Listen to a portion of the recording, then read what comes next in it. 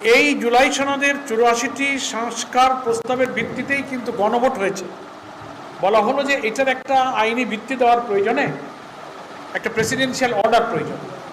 ২৫ সালের ১৩ই নভেম্বর সংবিধান সংস্কার আদেশ নামে একটা রাষ্ট্রপতির আদেশ জারি হয়েছে। এটার আইনি ভিত্তি দেওয়ার প্রয়োজনে বাংলাদেশের যারা সংবিধান বিশেষজ্ঞ, লিগাল এক্সপার্ট যারা দেশি বিদেশি, ঐক্যমত্য কমিশনেই আলোচনা করে এই এক্সপার্টদের সাথে পরামর্শ করে বলা হলো যে আমরা যে এতগুলো সংবিধান সংস্কারের প্রস্তাব আনতে যাচ্ছি, এটা আইনি ভিত্তি কীভাবে হবে। তখন বলা হলো যে প্রথমে একটা সংবিধান সংস্কার আদেশ প্রয়োজন, তারপরে এই সংস্কারের ব্যাপারে জনগণ একমত কিনা এটার জন্য গণভোটে নিয়ে যাওয়া প্রয়োজন, রেফারেন্ডাম প্রয়োজন।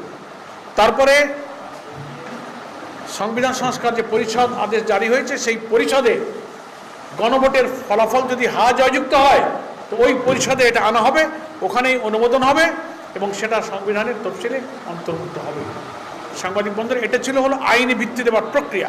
এই সব প্রক্রিয়ার সাথে বিএনপি একমত ছিল।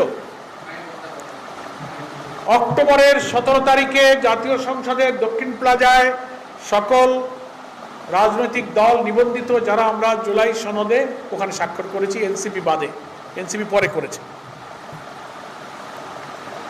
গেল ১৭ই অক্টোবর, পরের মাসের নভেম্বরে রাষ্ট্রপতির আদেশ জারি হয়েছে। তার ১০-১২ দিন পর ২৫শে নভেম্বর গণভোটের অর্ডিন্যান্স জারি হয়েছে। সে অর্ডিন্যান্সের ভিত্তিতে ১২ই ফেব্রুয়ারি একই দিনে গণভোট এবং জাতীয় ভোট হয়েছে। এই গোটা প্রক্রিয়ায় ৪ মাস ধরে বিএনপি কিন্তু একমত।